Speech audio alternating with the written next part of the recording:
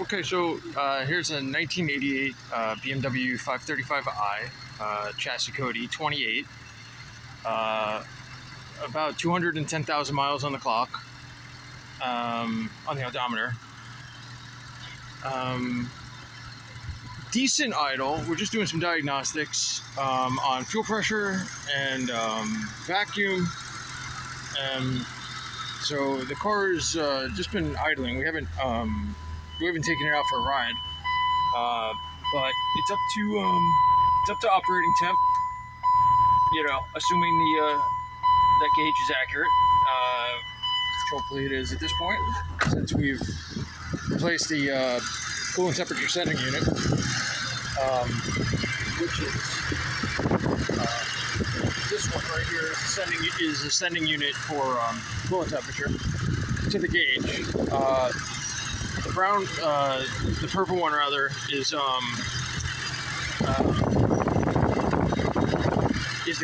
regular coolant temperature sensor that goes to the ECU. That's also new. Okay, so what we've got going on, we've got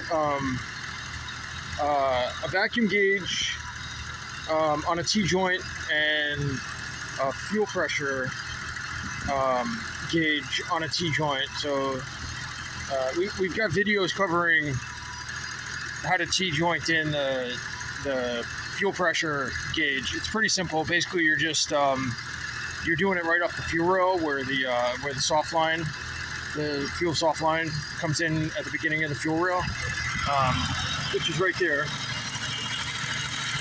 And then this is where we're at right now. So that's with new fuel injectors, new soft lines front and rear, new fuel pump under the car, not the in-tank, but the in-tank shouldn't have any effect if you've got plenty of gas in the tank.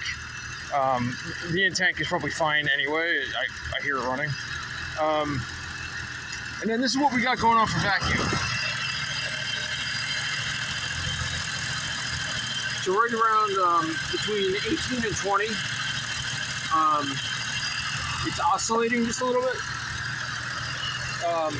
And so one thing that's interesting is the idle control valve. I already had it out and refurbed it a bit using gasoline and carb cleaner and whatnot to clean out the innards. What's interesting is when we disconnect it,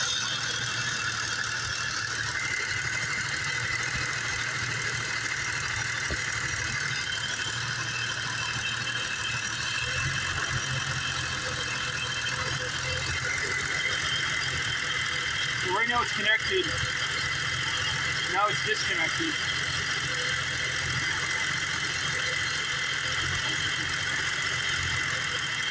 Now it's connected. So it is doing something. I can hear it. I'm not seeing like a lot going on in the gauge. I'll check the video a little later. Well, maybe from this angle I can see it better. So disconnecting.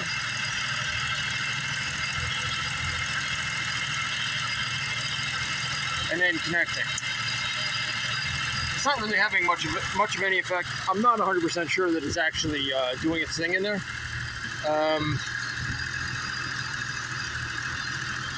So, and then just to document it, another interesting check is to pull a vacuum tube off of your fuel pressure regulator and see what happens to the pressure.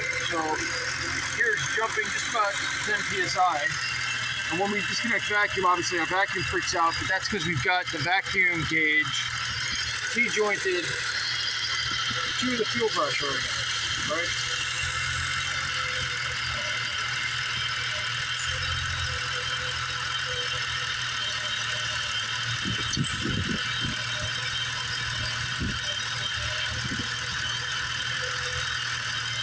Okay, so another interesting test is to pull off the is today introduce some air into the system to lean out the fuel trim by pulling the dipstick. Another interesting diagnostic is to disconnect the coolant temperature sensor while the car is running and see what happens to the idle, because that tricks the coolant temperature. That tricks the computer into thinking it's minus 40 degrees Celsius. So right now we're at like 700 RPM. give or take. And then we're gonna come over here and just pull off the coolant temperature sensor. You can hear the RPMs jump immediately. You can see that what happens with the vacuum at higher idle.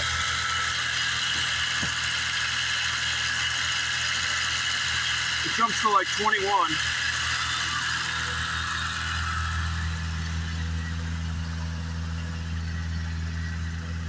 And then the idle jumps up to like 1550. So more than doubles. So diagnostically, all that's interesting and all that can tell you quite a lot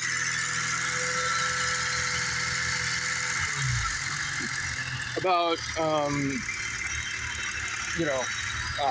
how the systems are running and what they're doing and how they affect each other. So the other thing I mentioned was pulling the dipstick to lean out the fuel stream a bit. And so we'll just take a look at the vacuum gauge. So right now, sorry for my thumb in the shot there. So right now we're again back to like 19-ish. 18.8 up to 20, 18 to 20, somewhere in that range. So we're just going to pull the dipstick. And look what happens to the vacuum. So the vacuum emissions drop. The fuel pressure is remaining the same. The vacuum is definitely dropped. It's still not super low. You can also loosen up the oil cap. Alright, so she really doesn't like that. The vacuum is still, I don't know, 16.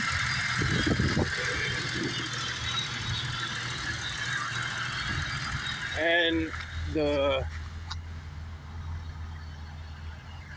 it's actually not idling that bad. I've had on the 635 I've got doing what I just did would probably stall out the car.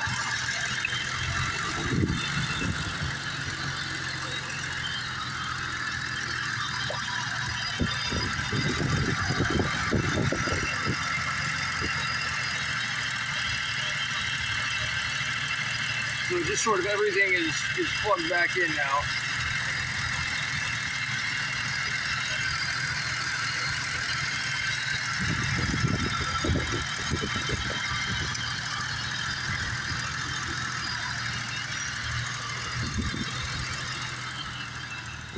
So it's kind of a, it's a stumbly,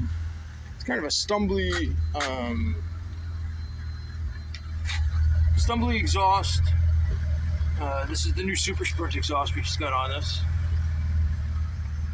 It smells good. And that's it for this video. So I think this is probably just about as good as we're going to get it for the time being. I would love to see this number, this fuel pressure, sort of in the mid, like 42, right at the 3-bar range, right at about 43.5 psi. Check out what happens when we flip it.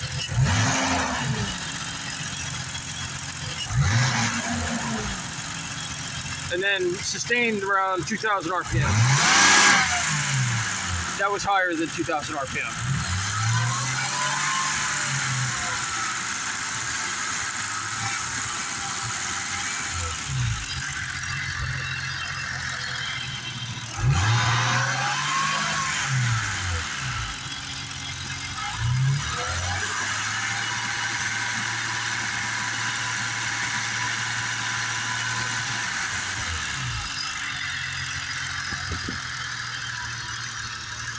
So I've still got a ways to go just researching what these results definitively mean. I think it's all looking about as good as it could look for the time being. People with more experience, like some old school mechanics, are sure will be able to take a look at this and have some feedback. So if you want to drop a comment in the comments. If you want to like and subscribe, that's awesome too. Anyway, I hope you enjoyed this, and I hope it's somewhat helpful for you in the future.